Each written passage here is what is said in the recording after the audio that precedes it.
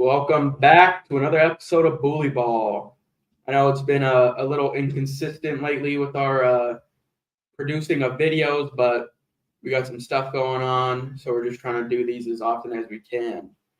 To start this thing off, got some breaking news before the 49ers kick off the 2023 season tomorrow against the Pittsburgh Steelers. The 49ers have been doing some work. The front office has been doing some work restructuring a bunch of contracts ever since the Nick Bosa signing. Obviously, as I'm sure all of you guys are aware, we've signed Nick Bosa to like a 5-year, $175 million contract extension, ending his holdout about 3 days before the actual kickoff. So that'll be interesting to see his snap count tomorrow.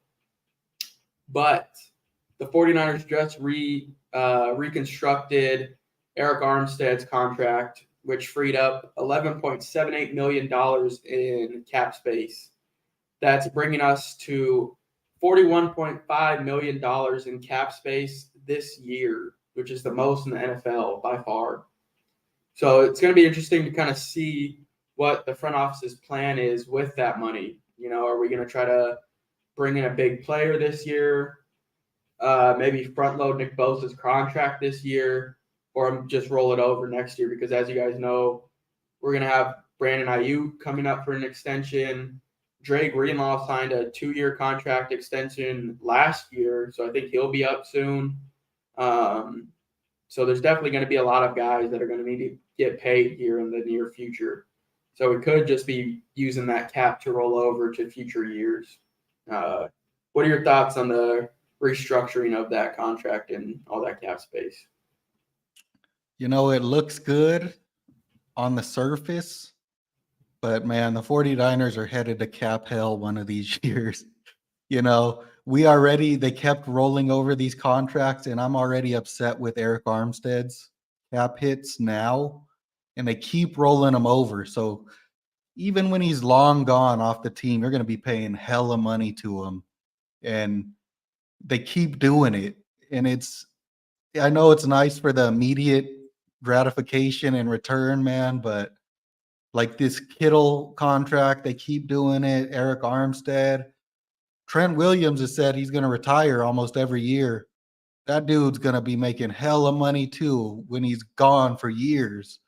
So the 49ers are headed down that Rams, path as you see their team now, but we'll see how long they can kick that can and before it bites them. And if they get a Super Bowl before that happens, we'll all be happy anyways, right? But let's see if that does indeed happen. Definitely. Because it's not like this money just comes off the books this year. You're just giving them like a signing bonus and it's just done. The 49ers are going to end up having to pay that tab in the future. And like Joseph said, you do it with Eric Armstead, George Kittle, Fred Warner's, Trent Williams. They're probably going to be looking into Debo soon. So, the tab is just adding up. It's just a matter of time before you have to pay it. But, if they're doing all this and we take a swing and we win it this year, then it's worth it. You get that one bowl. It's worth it. Probably not the best way to construct your roster, but, it is what it is. That's what happens when you have all these premier players at each position. You know what I mean? It's kind of crazy when you think about it, the amount of talent that this team has. You have a Fred Warner, debatable.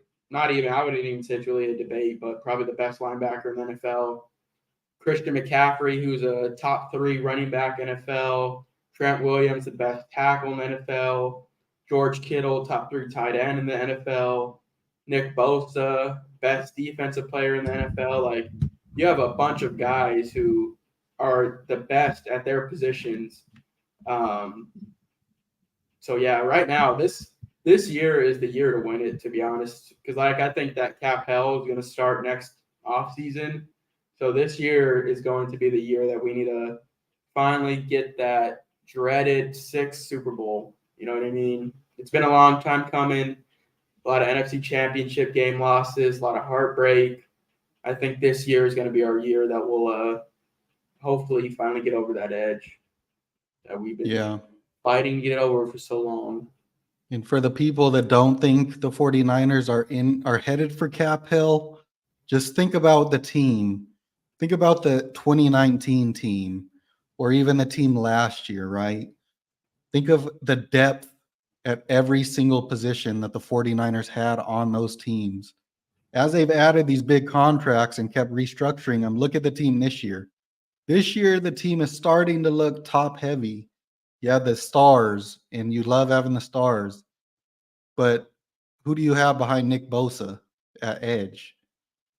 You know, your interior D line. Who do you have behind the big two people? You don't have much. You don't have people that can play big reps that you had in the past. You don't have Ebukam. You don't have Omenihu, who you throw in there. And you're like, hey, they'll do the job well.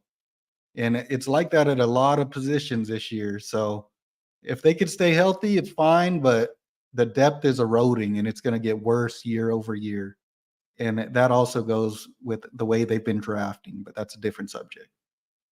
Yeah. I mean, at least we'll have all our draft picks back for the most part. You know, the CMC draft pick trades, that went away last year.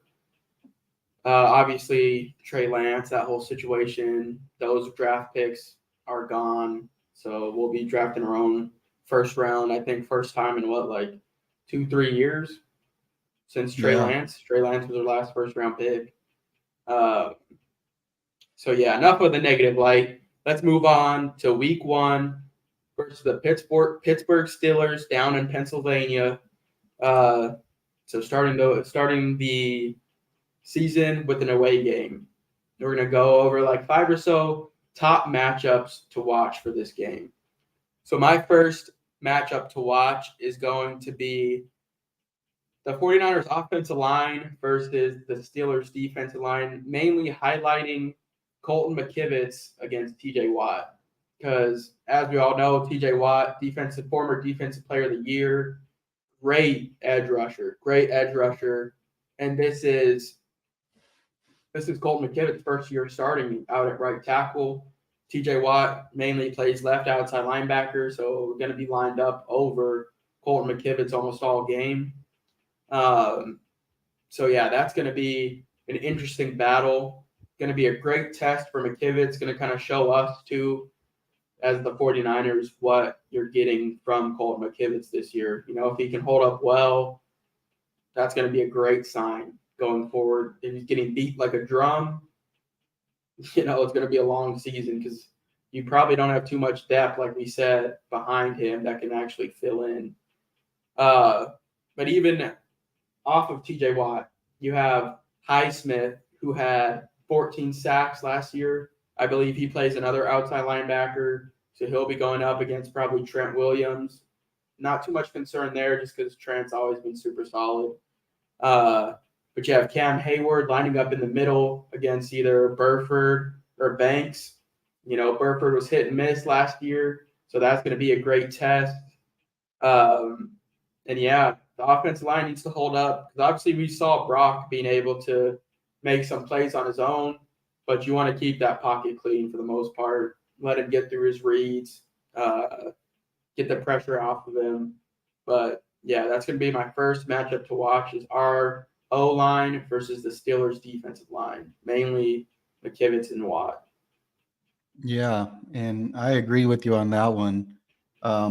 Also, you have Nick Herbig, the rookie who we really liked. I said in one of our mock drafts that I wanted him with our second round pick. Destroyed it in the preseason.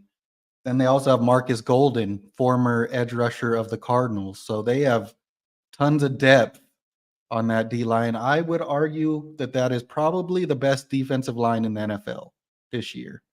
And it's a good test for the 49ers. You know, let's see how they hold up. I really do think that they probably try to have a tight end chipping on Watt and then going out in the route as well most of the game. At least I would do that. But yeah, another thing that's interesting, speaking on the O-line versus D-line, why do the 49ers not prioritize a running back that could pass block? They haven't had one in the Shanahan era. Just an interesting thought. But anyways, our second matchup to watch is the quarterback battle. Brock Purdy versus Kenny Pickett, two quarterbacks in the same draft, second year for each player. Obviously, Pickett was, I believe, a third-round pick, correct? He was first round pick, number 21, Pickett went in the first 21st round? overall, I believe. I think so. Damn, I thought he fell to the third round. Anyway, well, first round pick versus the last pick in the draft. And, everyone's hyping up Kenny Pickett. He had a great offseason. Preseason, he was almost perfect from what I saw. People saying like stats wise and everything. So we'll see, matchup of the second year quarterbacks, see if either of them have that second year, where you're better your first year than your second year. We'll see. Pickett wasn't good last year. Let's keep it a buck. He was not good. Brock Purdy was good last year. So that's a key matchup to watch in this game as well. More of like a, not a matchup, but like, I don't Storyline. know. Yeah, storyline. Yeah. Yeah, Pickett was number 20 overall last year in the draft. So, yeah, it's going to be interesting, first quarterback taken versus the last quarterback taken, last pick. It's going to be very interesting. The Pittsburgh Steelers have been kind of throwing some shade at Brock Purdy, specifically Patrick Peterson. I've seen two different accounts. First account, I'm pretty sure everybody saw, was that he said our offense has some tells and that he's going to get a pick. And then the second one, a reporter asked him, what do you think of Brock Purdy's game? And Patrick Peterson, the first thing he said was, Kyle Shanahan runs a very quarterback-friendly offense, which is true, but he didn't acknowledge Brock Purdy at all, saying, oh, yeah, he runs that offense great. He can do all the throws. He didn't say any of that. So they've been throwing some shade at Brock Purdy. So, Brock Purdy has a lot of pressure on him too with that Trey Lance trade just happening. It's going to be a great storyline to watch. Like Joseph said, obviously Brock Purdy rattled off, 6-7 straight wins before getting hurt in the NFC Championship game. Played great, had a great touchdown to interception ratio. And then you go over to Kenny Pickett, who I think played better towards the end of last year. He didn't play all year, but I think he started to get better towards the end of last year. And he finished last year with 2,404 yards with a 63% completion percentage and a 7 touchdown to 9 interception ratio. So obviously that's not the best, but I think he's going to be better this year. So that's going to be a storyline to watch for sure. Moving on, though, to our next matchup. The next one for me is going to be, kind of switching it up. Our defensive line versus the Pittsburgh Steelers offensive line. Obviously, Nick Bosa, we'll have to wait and see what his snap count is going to look like. If he's going to be restricted, he's going to play a full amount of snaps as he usually would or not. But David Lombardi on Twitter says, the Steelers have a relative weakness at offensive tackle. Left tackle Dan Moore Jr. has given up 87 pressures over the past 2 seasons, and right tackle Chukwuma Okafor has given up 93 pressures over the past 2 seasons. Both are worse than average marks. They have a solid interior line, but Nick Bosa obviously goes against the tackles. And I think a Pittsburgh fan says he thinks that Dan Moore seems to have stepped up big time this offseason, and they held off a first-round tackle that the Steelers traded up for.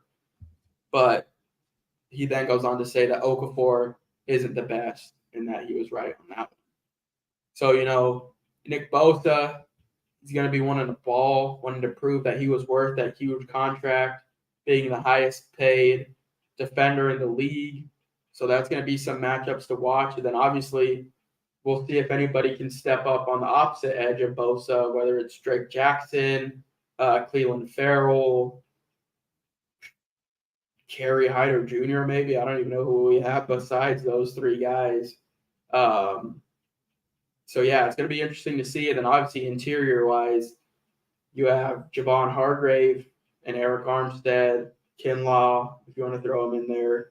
So it's going to be an interesting. The 49ers have always built their defense to win in the trenches, to have that D-line set the tone for the team, and they're definitely going to have to do it this week. Keep some pressure on Pickett. If you get pressure on Pickett, I think it's a wrap. You know what I mean? I think that game's over for sure from the start if you can get pressure. So that's my third matchup to watch. What are your thoughts on that one?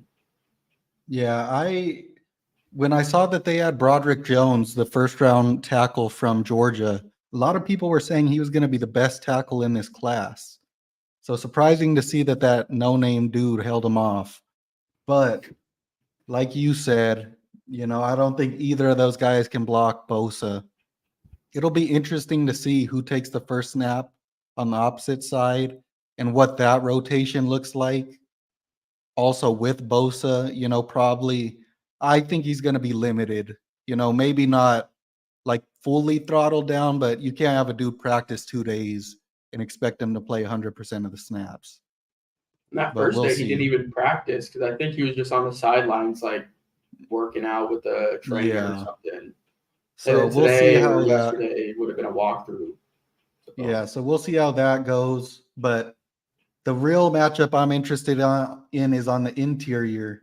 You have Isaac Siamalu, great guard from the Eagles last year, goes over to the Steelers, and now is facing his former teammate Javon Hargrave. So, real familiar with each other, and both are really, really good players. So that's going to be a dogfight that I'm excited to see. yeah, definitely. Who's your fourth matchup to watch? Do you have another one? Yeah, fourth matchup is going to be the 49ers wide receivers versus the Pittsburgh Steelers defensive backs. Because as you said, the Patrick Peterson talking a lot of smoke. And then their opposite side cornerback is, let's see who they have on their depth chart as starting right now. So they have Patrick Peterson and then Levi Wallace.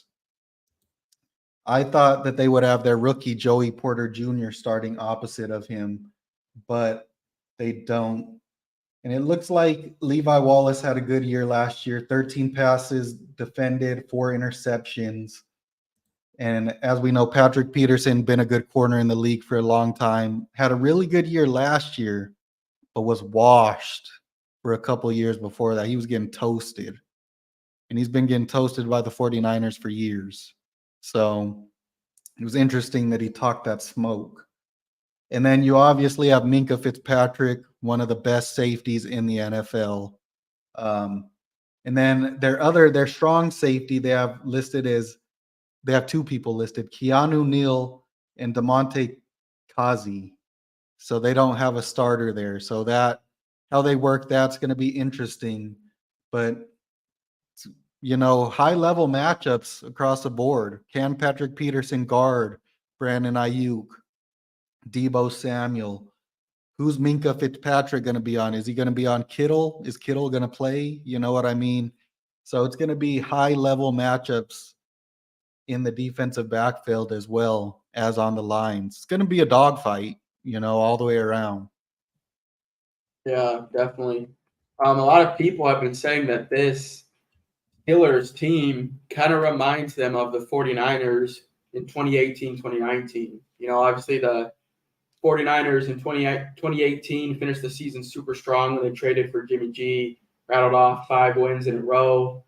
And then you go into 2019 kind of being slept on, not being talked about too much.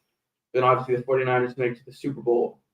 And it seems like this is kind of the same route that the Pittsburgh Steelers are going up right now. So, yeah, it's going to be interesting to see. And obviously, Brandon Ayuk, going off this last matchup, you said Brandon Ayuk coming off a great year. It looks like we have a revamped Debo getting back to his old self, explosive, losing some weight. Obviously, those two, when they're at full health, are damn near unstoppable. You just got to get the ball in their hands. So yeah, it's going to be interesting for sure. They have a lot of veteran guys, that can possibly bait Brock Purdy into throwing some bad passes or something like that. But it's going to be a great battle. It's going to be a great battle for sure. The offensive line needs to give Brock Purdy time to throw the ball, definitely. Yeah. So going on to my last matchup to watch.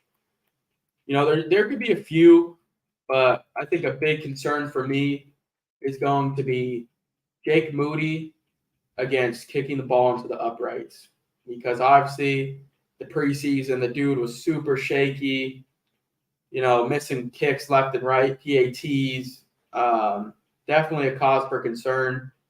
So I heard Pittsburgh's not the easiest place to kick the ball either. That the turf's not the greatest over there. The weather, I think they said it's going to be rainy. kind of hot and rainy, some thunderstorms and stuff like that.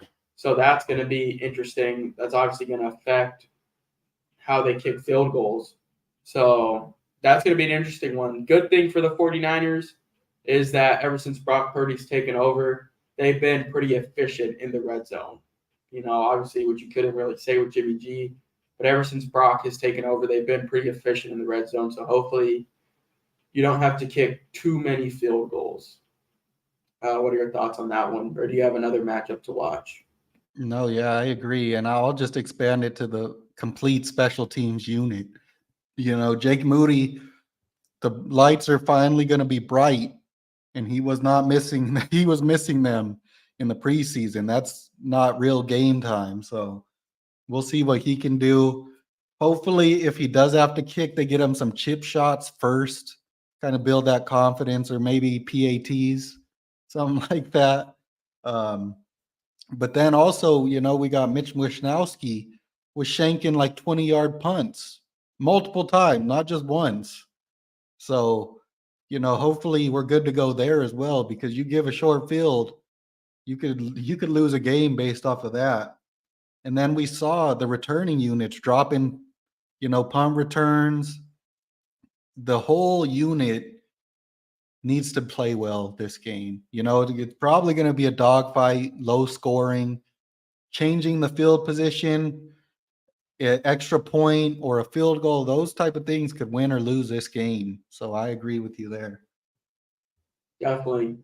Good thing for the 49ers, at least special teams wise, is Ray McLeod is tracking to play this game. He's not on the injury report, made it back from that I think it was a wrist injury, right, in the preseason? Yeah, broken wrist. Yeah, so he made it back in time, so he'll be returning punts and kicks, I'm assuming. He was pretty good returner last year. He had the chance to break a couple. I think he might return one this year. Not this game specifically, but this year. So, yeah, 49ers defense, or 49ers injury report going into the game right now is George Kittle is questionable, I think, with a hamstring. And then Charvarius Ward, questionable with a heel injury. So those two of our, premier starters, those two are out. That's going to change up this game a little bit, because then you're going to have to probably run Diamador Lenore and Ambry Thomas at corner, and then you're going to have to run Isaiah Oliver in the slot. That's going to be an interesting battle, because you have George Pickens, you have Deontay Johnson, some underrated receivers, Allen Robinson in the slot. So that's going to be an interesting matchup, even if Charvarius Ward is out there. So, there's matchups to watch all around the football field for this game. Going to be an interesting game. Before we close it out here, we'll get back to our bully of the week for this week. I think the bully of the week, I'll go first, is going to be Javon Hargrave. Going up against the team that drafted him. First game as a Niner, I think he'll probably have, I'm going to say, a sack and a half for this game, and a couple pressures from the interior. Who's your bully of the week projection? My bully of the week projection for this week, do I want to go with an offensive player or a defensive player?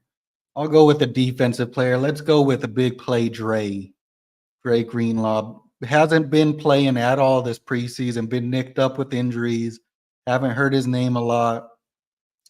But, when the lights shine brightest, you usually always get a big play from Dre Greenlaw. And I think he's going to bait Kenny Pickett or something into a pick six, make some big plays against the running backs. I expect a big game from him, especially with that front four he has. I think he's going to be running free. Yeah, maybe both linebackers too, wanting to show out for their mentor, a guy that really established the culture of the 49ers defense, is Quan Alexander. He's on the Steelers now.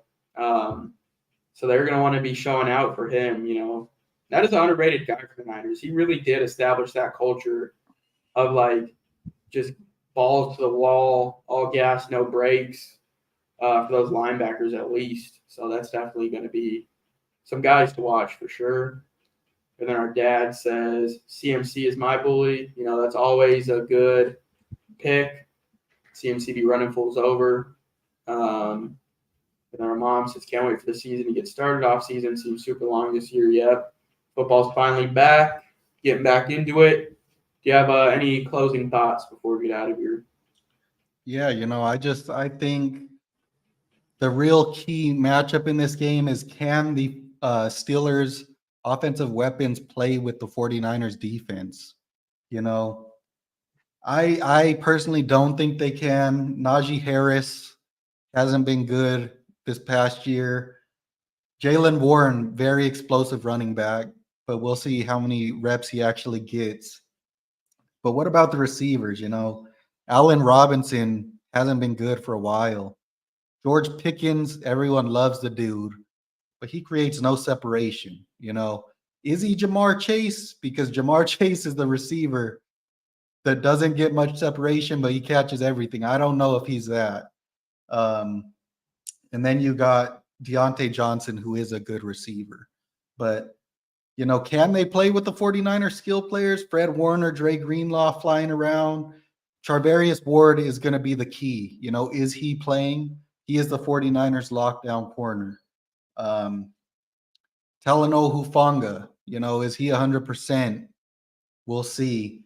But I don't know if they can play with the 49ers, those skill players. I think they're going to give Kenny Pickett a hard time tomorrow. Yeah, definitely. It's going to be interesting. It's going to be an interesting game. 49ers always do start the season slow, always start out with almost like a losing record within the first 6 games.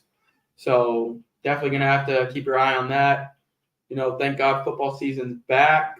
Hopefully our next podcast we'll be coming back here talking about a dub. But besides that, I don't got anything else. What's your score prediction? Score prediction. I'm going to say 24-21 Niners. Or it could be flipped. But I'll say Niners winning 24-21. What's yours? I'll say 24-14 49ers. I don't think they're going to do much on offense. Maybe I'll say 21-14 because I think Jake Moody might miss a kick. So that would be my 24, but I'll say 21 because of it. But I think the 49ers defense is going to ball.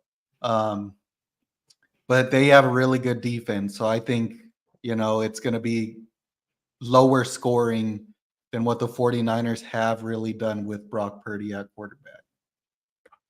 Yeah. Brady here says Devo is going to have a great game week 1. Yeah, hopefully. You know what I mean? Hopefully we see that old Devo that one year when he was pretty much carrying our offense on his back, by himself. Yeah. And he says the one and only bully ball is you guys. Yeah, thanks, man. Appreciate it. But yeah, let's hope for a great game. Let's hope for health coming out of it, obviously. And just start this season 1-0 for the first time in forever, it seems like. Yeah. Catch y'all later. Thanks for tuning in. Peace.